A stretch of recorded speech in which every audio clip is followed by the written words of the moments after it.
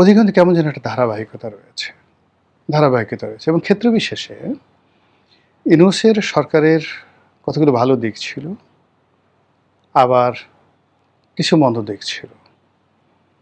বর্তমান সরকারে দেখা গেল যে ঐরকম ইউনূস সরকারের যে ভালো দিক, তাদের যেমন অর্থনৈতিক সেক্টর, ব্যাংকিং সেক্টরটাকে তারা একটা যাকে বলা হয় একটা ম্যানেজমেন্টের মধ্যে নিয়ে এসেছিল।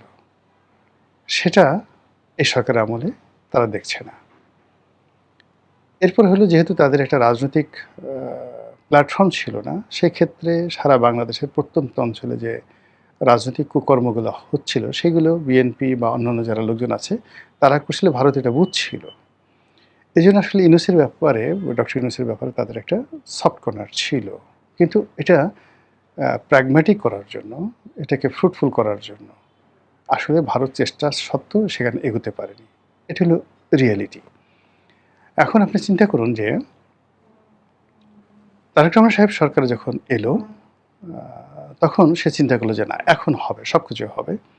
বলা হয়ে থাকে যে তারেক রহমান সাহেবের আগমন, তারপরে যাকে বলা হয় এই সরকারের যে সফলতা যা কিছু আছে, এর পেছনে ভারতের একটা হিউজ কন্ট্রিবিউশন আছে।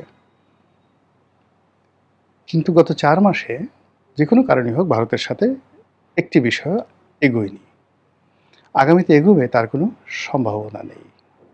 ফলে কি হলো, ভারত এবং বাংলাদেশের যে সম্পর্কটি ইনুর জামানাতে একেবারে পতনের অতলান্তে পৌঁছে গিয়েছিল, সেটি এখন আরও প্রবল আকার ধারণ করেছে। এবং এর মধ্যে ভারত যে কাজটি করছে সেটি হলো, ভারত যেমন ভিসাটা বন্ধ রেখেছিল ইনুস জামানাতে, সেটা উন্মুক্ত করে দিয়েছে।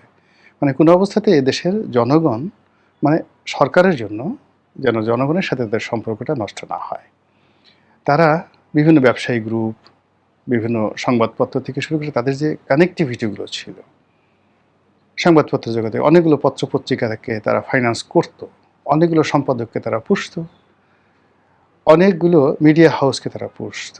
সেই জায়গাগুলো তারা আবার রিভিল্ড শুরু করে দিয়েছে। ফলে এই 4 মাসের মধ্যে সরকারের যে প্রবলেমগুলো হয়ে গেছে, জনগণ,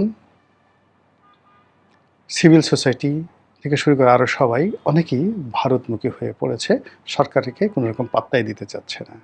আপনি চিন্তা করুন, খালি বলছে যে ভিসা উন্মুক্ত করে দেওয়া হলো, মাত্র একদিনে 24 আওয়ার্সে একটি দেশে যাওয়ার জন্য যদি 1.5 লাখ মানুষ দরখাস্ত করে, এরকম দৃশ্য আপনি কখনো কোথাও দেখেছেন? 1.5 লাখ লোক একত্রে করলে মানে কত হয়? পল্টন ময়দানে ধারণ ক্ষমতা হলো মাত্র 20,000। এই যে আমরা পল্টনে যে জনসভা করি, আর সেই আপনি যদি ফকিরাপুল থেকে শুরু করে একেবারে কাকরাইল পর্যন্ত, যেটাকে সবচেয়ে বৃহত্তর সমাবেশ হয় বিএনপির নয়াপল্টন অফিসের সামনে, সাকুল্যে 25 থেকে 30,000 লোক দাঁড়াতে পারবে, নট মোর দ্যান দ্যাট। অর্থাৎ চিফ জাস্টিসের বাসা থেকে একেবারে সেই ফকিরাপুল মোড় পর্যন্ত ওই রাস্তার আপনি যদি একজন লোক দাঁড়াতে 4 স্কোয়ার ফিট জায়গা ধরেন বা 6 স্কোয়ার ফিট জায়গা ধরেন, মেপে দেখেন 30,000 লোকের বেশি হবে না। তো সেখানে 1.5 লাখ লোক ভারতীয় দূতাবাসে দরখাস্ত করেছে একদিনে। তাহলে বোঝার চেষ্টা করুন কত বড় লাইন হয়েছে, কী পরিমাণ লোক সেখানে গেছে, এবং ওটা সামাল দেওয়ার জন্য ভারতের কী পরিমাণ ম্যানেজমেন্ট সেখানে ছিল। That happened. তো এই কাজটি ভারত করছে। তাহলে এর থেকে বোঝা যায় যে ভারতের সাথে যে বাংলাদেশের যে সম্পর্ক, বা বিদেশ থেকে আমরা যে সকল অপপ্রচার চালাচ্ছি, প্রচারণা চালাচ্ছি, তার বাইরে ভারতকে গালাগালি করবে কিন্তু চিকিৎসার জন্য ভারতে যাবে, ভারতকে গালাগালি করবে, ভারতের পেঁয়াজ খেতে হবে, ভারতে গালাগালি, ভারতীয় শাল পড়তে হবে, কলকাতা যেতে হবে। শুধু হিন্দু না, মুসলমান অনেক সবাই, এবং সীমান্তে যারা লোকজন আছে তাদের কথা তো বাদই।